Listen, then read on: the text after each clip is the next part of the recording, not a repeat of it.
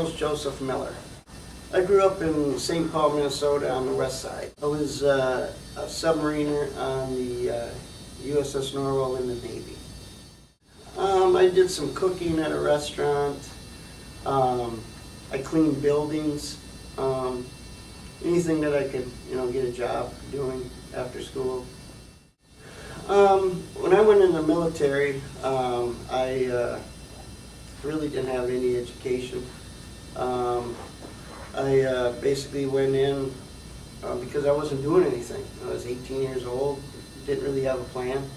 So I didn't really have any education before I went into, other than high school, into the military.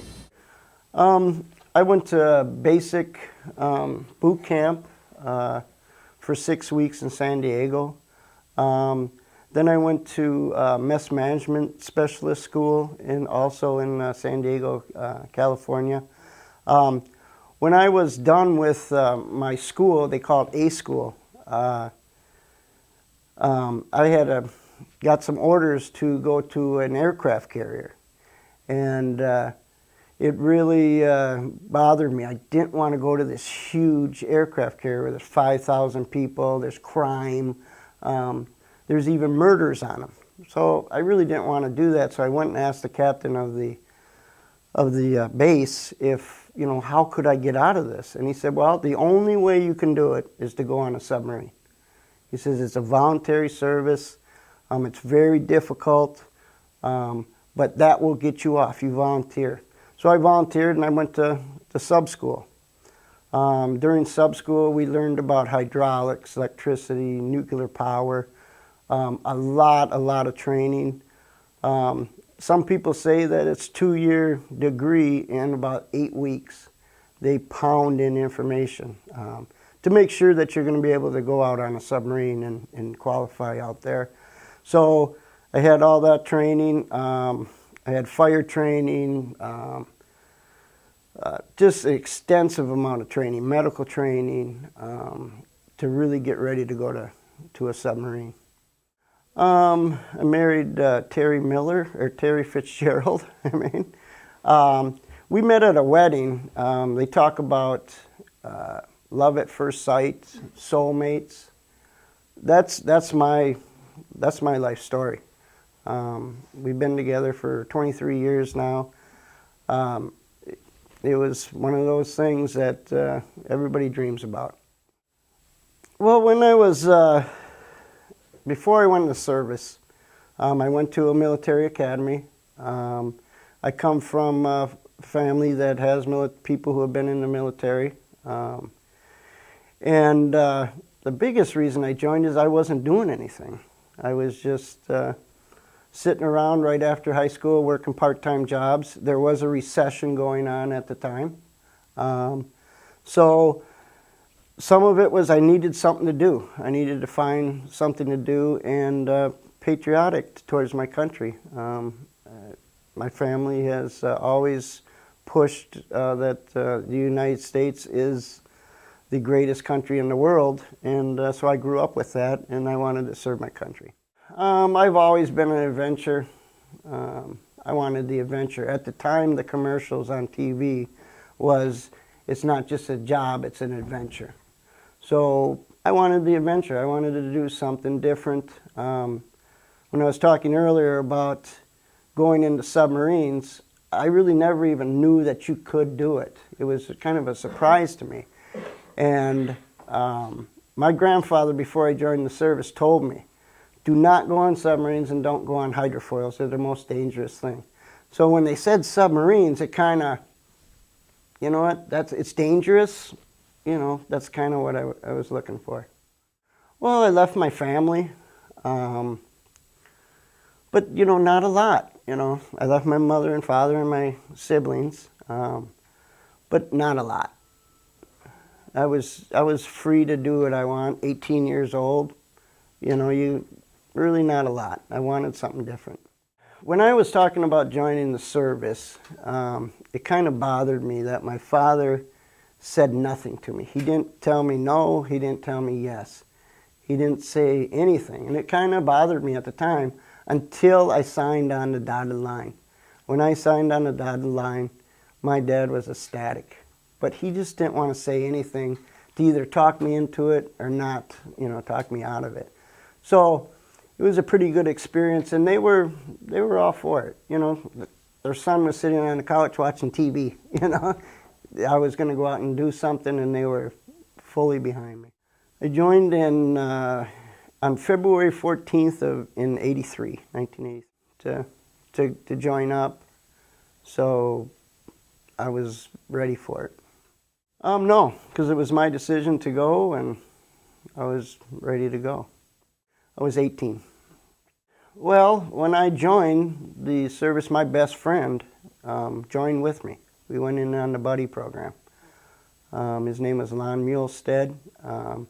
So he was right there with me. He was a little bit more apprehensive than I was. I really just wanted to go. I wanted to do something. So 3 other of my friends joined different services at the same time. So we were all kind of in the same boat, but we all came from the same kind of backgrounds also. We went to military academy, and so we had that background together, and we were all just going out to serve our country and to move on to something bigger and better. I guess growing up in a large family, I always thought about having a family. That was definitely a thought in the back of my mind. I was going to definitely raise a family, but I wanted to do something for myself and have my adventure before I had a family. I knew I had to go out and do something different. 106 enlisted men and about 14 officers that would switch in and out.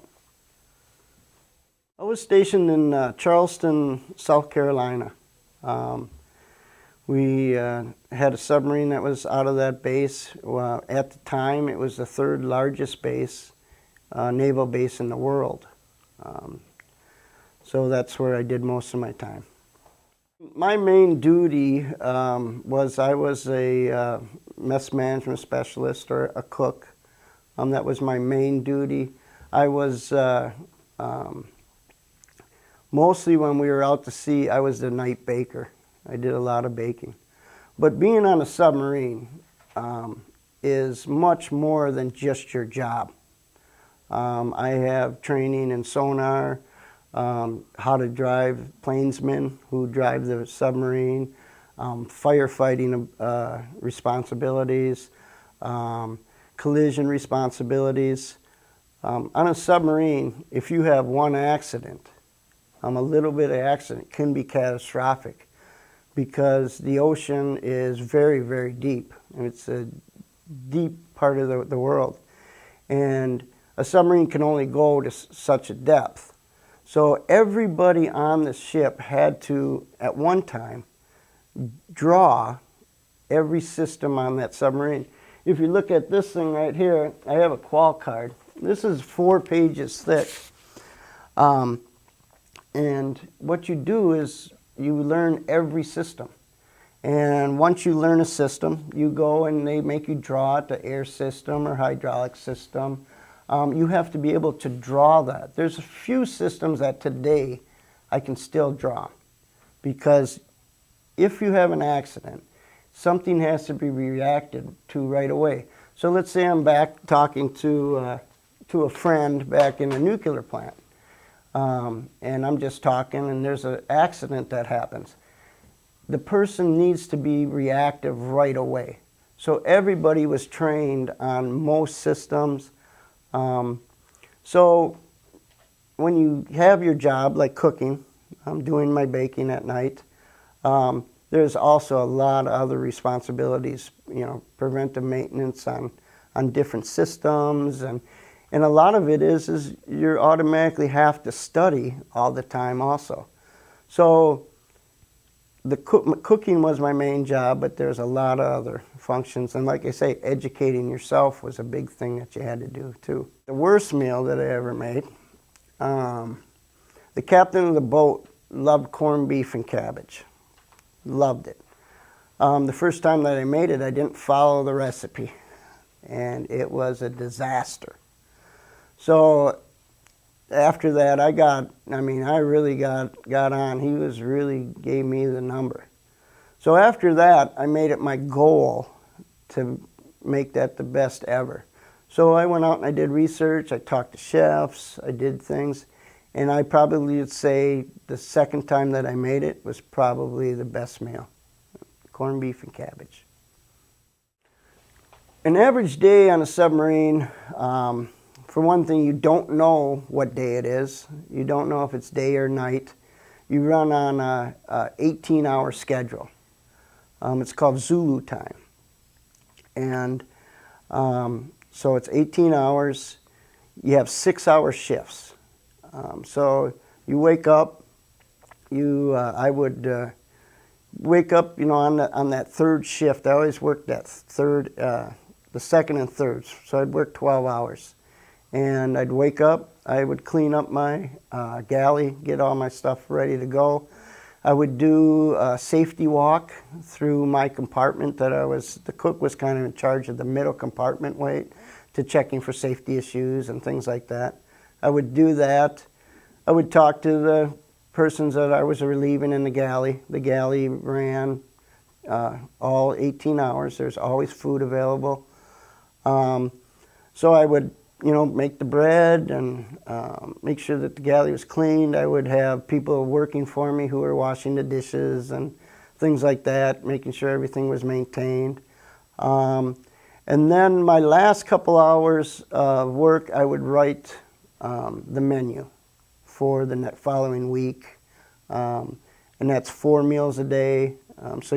And one of the things when you write a menu on a submarine is there's kind of a rule that you don't have the same meal for 2 weeks. So you really had to be creative and figure out different things like that. Life on a submarine in basic is pretty hard life. I mean, you're enclosed, you're sleeping in something that looks like a coffin, that's open. It's very, very small.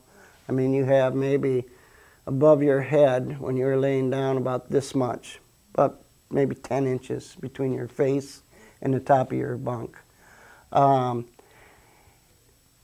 Other challenges was that you had to get along with everybody. There's no place to go, which actually was one of the best things, is because you made friends for life. But just being on a submarine, it's tough. It's tough. You always have to be on guard. When we would go out for a cruise, that would be like 3 months, the first couple weeks were grueling because you were testing out the systems. You were making sure, you could do emergency blows, torpedo runs, things like that. So you would be training all the time. So you'd work your hours, then you'd go to bed and there'd be a drill. And you'd go back to sleep for like 10 minutes and there'd be another drill. And it's just getting you ready, so if you have to be available, that you are ready to go.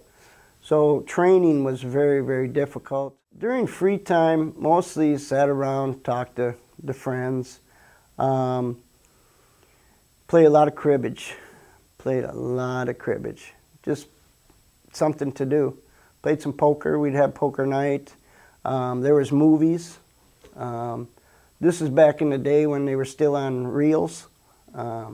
We would get, before we'd go out to sea, we'd get like 100 movies, all reel to reel, and we'd watch, movies, and you'd get 5-6 movies that you watch 50 times. There was also music. They had a little over the wire through the, like in your bunk, you could plug in and listen to music. Lot of like radio stations. I had a radio station in St. Paul. I let them know that, hey, could you send us some tapes? And they sent us, like a year's worth of music, the recordings of their radio station. So we could listen to that. But a lot of book reading. Some people would work out, but not a lot of room to do much. But you just kept yourself busy with little things. One particular time that I remember was, it was Christmas, and we were out to sea, and we were in the North Atlantic. And I remember, thinking, okay, it's Christmas. It's really hard to even think it's Christmas because you're in the middle of the ocean. I mean, there's nothing out there to, snow or Christmas tree or whatever.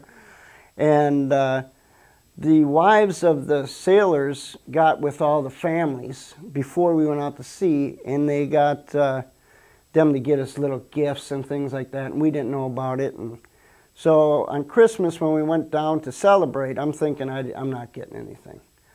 So I was surprised that these ladies went out and talked with my family, and I had a videotape of them on Christmas and things like that. And I got, one of my sisters sent me a cassette tape, and it was a Christmas thing. So I put it on right away and started listening to it and cried like a baby.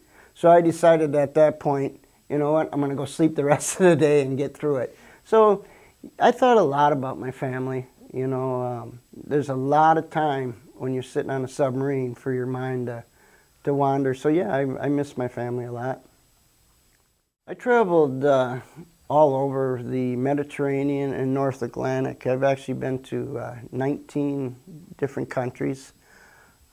Italy, France, Sweden, Scotland, a lot of different places. I've actually even been to the North Pole. We, in I think it's 85, we broke through the ice. And we were able to get out on the snow, and I have a little story about that. When we broke through the ice, one of the chiefs, who was like a supervisor, he went off the submarine without anybody knowing in a Santa suit. So we were out, playing football and just stretching our legs at the North Pole. And all of a sudden we see Santa Claus coming walking down. So it was kind of a silly thing, but so now I tell my children, who think I'm kind of full of it, that I seen Santa Claus at the North Pole, and I did. When I was away, I didn't miss much. I was looking forward to going to these places that I've been to, because I took a lot of my vacation. They called it leave in the Navy. I took a lot of my leave to go places. So we'd pull in a port and I'd take my vacations. I've been skiing in the Alps, been all over Italy. So I was really always just looking forward to, let's get into port, so I could go somewhere and see the world. So I really wasn't missing it too much. You miss the sun, when you're not seeing any sun for that long. So you miss the sun, you miss the freedom of doing whatever you want to do, because when you're on a submarine, you're on duty, the whole time. So, I miss some freedoms and stuff, but mostly I was really happy to be there because I was heading somewhere to do something. We have the boat that I was on, we received a meritorious wartime medal for going on the line of death. In 1970, early 70s, Omar Gaddafi of Libya, he changed the international water lines. Now, this is in the 70s. Throughout the history of that, which has just been took off in the last 10 years, there's been many, many military actions that are not really in the history books. You can find a little bit of stuff, but there's been many, many skirmishes on this, what they call the line of death, off of Libya. We were pulling into Spain. It was one of those things, I'm getting ready to go to Spain, I'm going to see some things. And as we were pulling into port, they actually turned us around because there was another skirmish on the line of death. Omar Gaddafi, he shot at an American ship in international waters. The submarine that was on their way to take this position had a catastrophic failure to one of their systems. So they could not go there. So we got turned around and we were told, hey, I know you guys are going in the port, but we're going out to sea. And everybody's, well, how long are we going to be out? Indefinitely. So we went out and we did surveillance. We were in a dangerous situation. So we got that extra award for doing that. Some of the people talk, like the captain told us, you know, that we should have got a presidential award, but at the time it was so top secret that they couldn't bring it up. So it's when you talk about military people who have not been in military actions, wars, things that are called wars. At this time, at this present time even, there's always been skirmishes throughout the world that we don't hear about. So there's a lot of soldiers out there, and a lot of Navy personnel who haven't got them accommodations, but they did the work to earn them. But during the Cold War, you know, it was very quiet. You know, not everything, because some of the stuff is, if you talk about it, you give information to your enemy. So I just want to make sure that, yes, I have had accommodations, but there are so many people out there that have not gotten the recognition, that really have done a ton for this country. I got a ton of stories. I suppose I have a few stories that I was in some severe danger. We were going out on the sea. The ocean was probably the calmest I've ever seen, and we were up on the top of the ocean. And usually the submarine's round, so it usually rocks a little bit, even just with a little bit of ocean. This thing was steady. So it was sunny, beautiful out. We had 3 people up on the top of the submarine. And out of nowhere, a rogue wave came. And a submarine's kind of like a cork. So this rogue wave comes, we're guessing 70 feet. Comes and picks our submarine up. Now we have a hatch open that's this big up on the sailplane. Pulls up on top of the wave. And as we go down the wave, we go underneath the water. Water started coming in through this hatch like a fire hydrant. You know, you've seen a fire hydrant, the water's just pouring. The water came pouring down the hatch. Well, as soon as this happened, so we have water, collision alarms are going on, we have water in the submarine. It's heading towards the battery compartment. When a battery and salt water mix, it makes a noxious gas, can kill everybody very, very quickly. So a lot of danger going on. So everybody's reacting, everything's going good. We have 3 people on topside. The captain orders the hatch to be shut immediately. A lot of the crew are going, hey, we got crew. And he says, I don't care. I have to protect the submarine. I got crew members down there. So they shut the submarine, shut it up. We're getting ready to open up the hatch. The captain says, I want to wait a few more minutes. We're back to calm. I mean, the submarine's not moving at all. All of a sudden, we get hit with another rogue wave. So we get thrown up on top of this wave again. We go back down underneath the water, and here's these 3 guys. They're still topside. So we figure they're dead. They're done. So the captain says, well, I'm not opening this hatch for nothing. We're just going to have to find these people later because what just happened. We didn't really know what's going to happen. It's a phenomena that does happen, but it was calm. We had no indications. So about 10 minutes later, we get a pound on the hatch. There's a little, like a hammer that stayed in the hatch if something like that happens. So they started pounding on the hatch. Incredibly, All three people, they were beat up, some broken ribs, some arms, but they survived. So that was very, very hell-raising. I have one other one that we were in a huge danger. It was New Year's Eve in '87.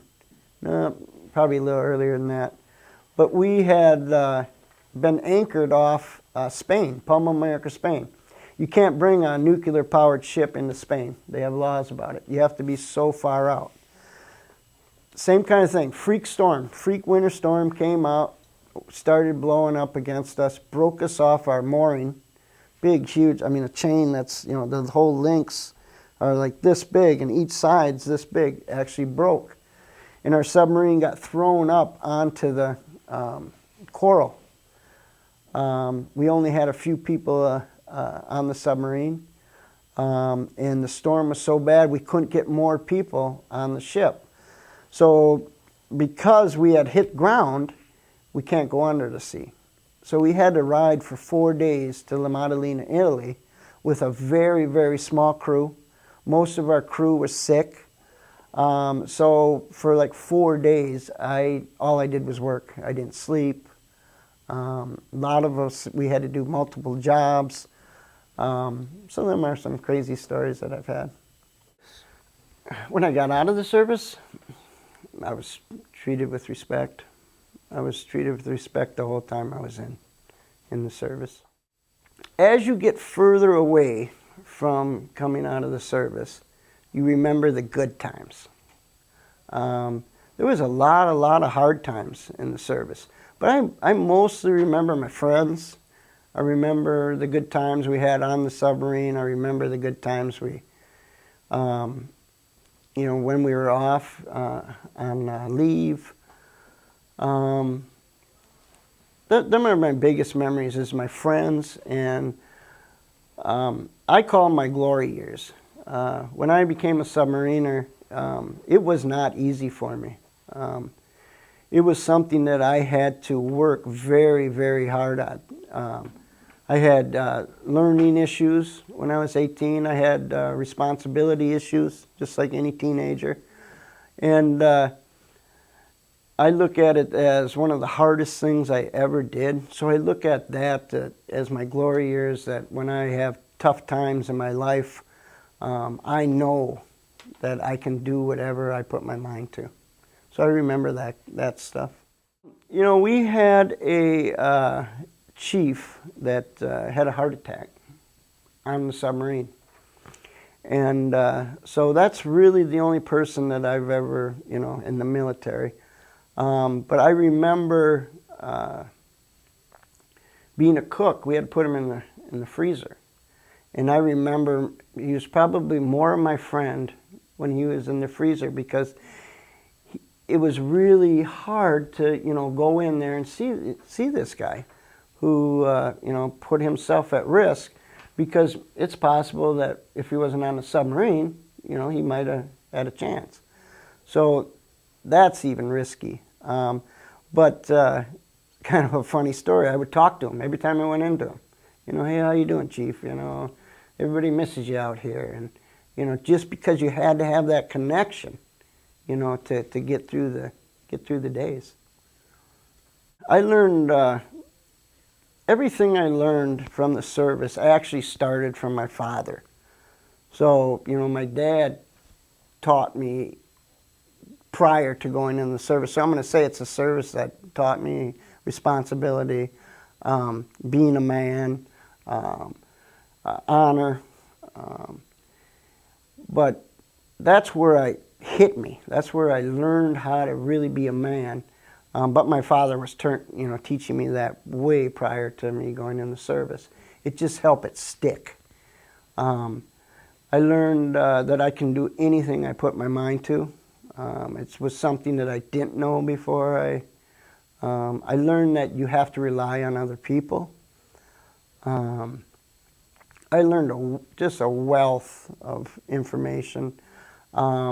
It's when I became interested in politics, and I learned a lot about that. And so just a wealth of information. but it definitely turned me into a man. It's not even something that I can even contemplate. I mean, I am who I am because of being in the military. So it's really hard to even imagine. I mean, it's where my life began. I mean, when you're a growing up teenager, you're kind of your family, you know. You're kind of, it's your family who you are. And it just helped me become, you know, who I am. It's very difficult, especially being on a submarine. You're on high alert all the time. I was talking about doing drills. Well, they teach you to react like that on a dime. So your personality becomes reaction. You're reacting all the time. A funny story about that is my wife, even 5 years after, she would have to make sure she stood away from me to wake up, because if I was woke up unexpectedly, I was on the floor ready to react. So she would, you know, it might even be swinging, you know. So it was really hard. They teach you over and over again how to react, but when you get out, they don't teach you how not to do it. So it's something that you have to learn over time and adjust yourself. So it was pretty difficult. Kept in contact with a few people here and there.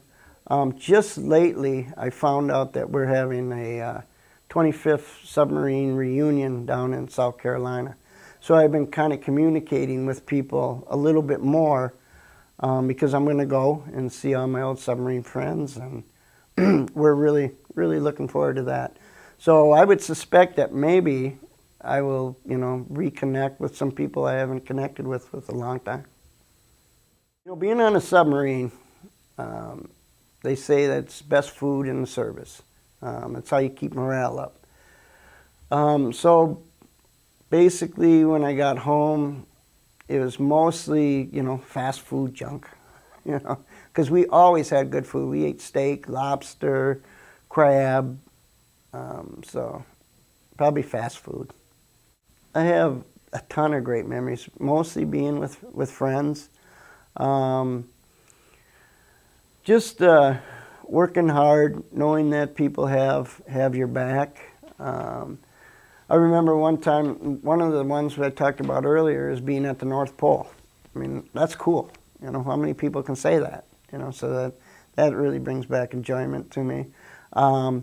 Being in the middle of the ocean, the only thing you see is the submarine, and jumping off and swimming and having a picnic and cooking out, and going to St. Croix in the Virgin Islands, and going to the rainforests and seeing old encampments, and swimming and seeing different people, and one of the ones, and I've talked about this before, is that I really enjoy that I became a submariner, that I was able to qualify, because it's not everybody does it. And that's a really good thing that I always remember, that, you know, I did all that work and I was able to be a submariner. At the time, I was ready to get out. I actually, right at the end of my Navy time, we were over in Italy, and I caught a virus, and I was very, very sick. They didn't really know what was wrong with me, so I was put on temporary retired list. So I was actually supposed to get out like 6 months prior to when I got out, so I was ready to go home and try something different. I moved back with my parents to Cottage Grove, Minnesota. Lived in the basement. When I got out of the service, I cooked at a Perkins, kind of a family restaurant type thing. Then I went to school. I went to a 2-year VOTEC school and became a medical technologist. I drew blood, did chemistry tests, things like that. I worked at the VA for a little while. Then I did that for a little bit. Then I got into environmental testing, and tested like eagles and fish and different things like that for toxins. And then I was a stay-at-home dad for about 6 weeks and found out that it was the hardest job in the world. I've worked a lot of hard jobs. I was on a submarine, a tough job. But being a stay-at-home dad and stay-at-home mom that's tough work. So after about 6 weeks, I told my wife, okay, you're going to quit your job and I'm going to find another job. And because it is probably one of the toughest jobs I ever did. And then I went into the foundry business. I have a 26-year-old son, Nick Miller, who served in the service already. He did a tour over in Iraq. I was all for him to go in. He made me very, very proud. So yes, I would encourage my family to go into the service. Of course, I do not want them to pressure them.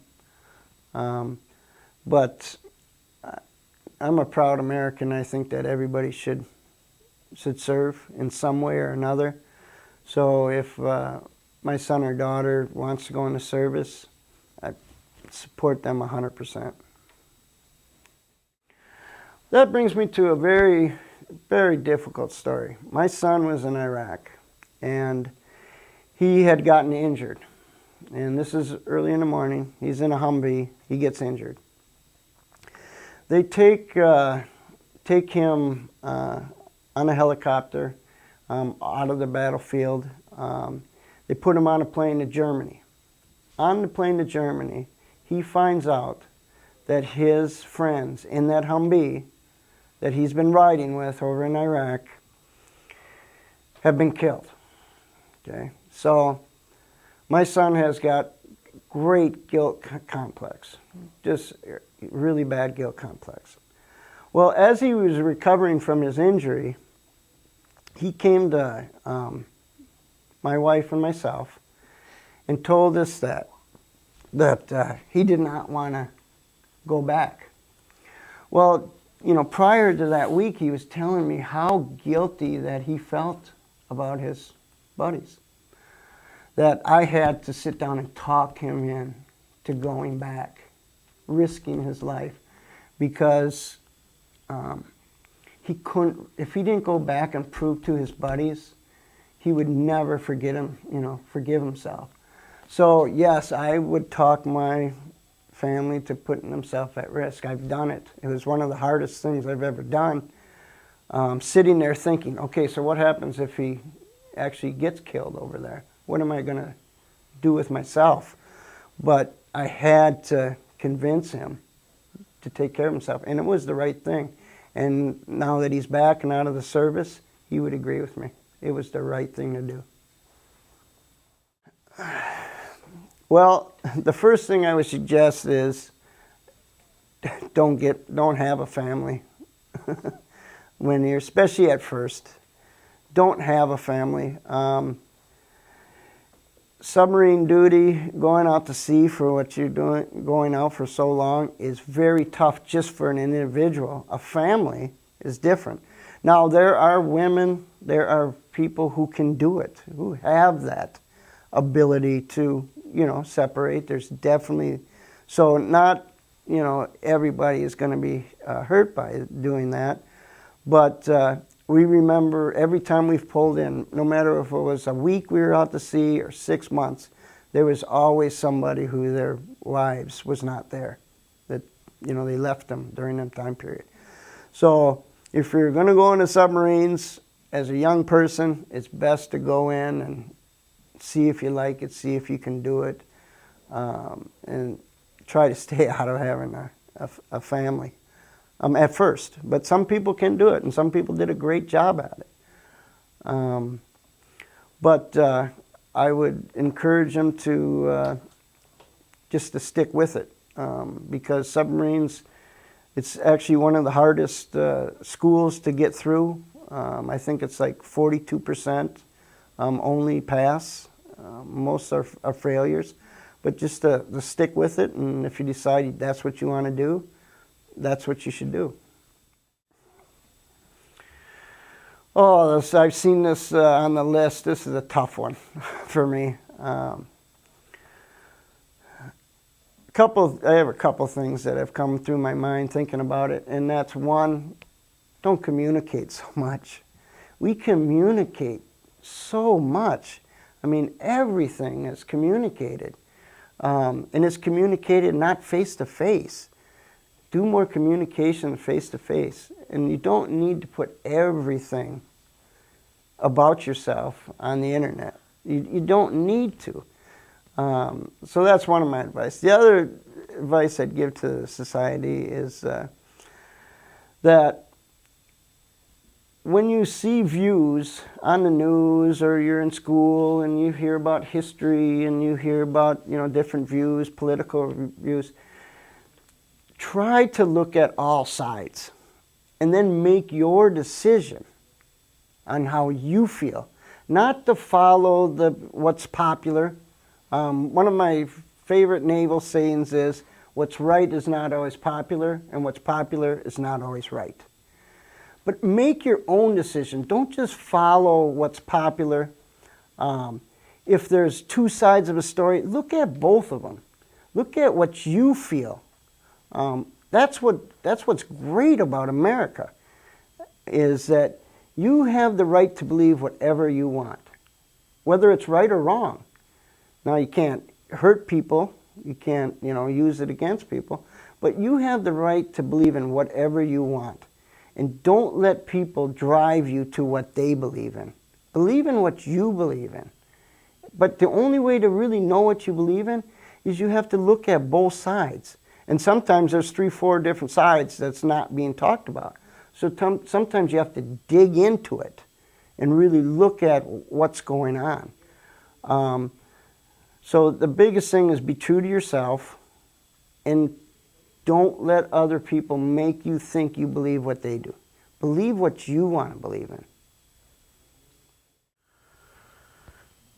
Well, I don't consider myself too old, but society has changed tremendously since I was a little kid. I mean, we had to get up and turn the TV, channels and things like that.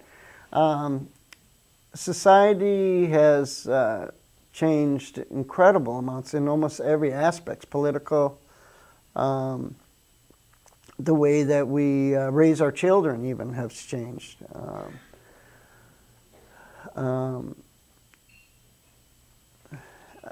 It's hard to say exactly, but the society is much different. I don't believe that we're as focused on family as much as we used to be.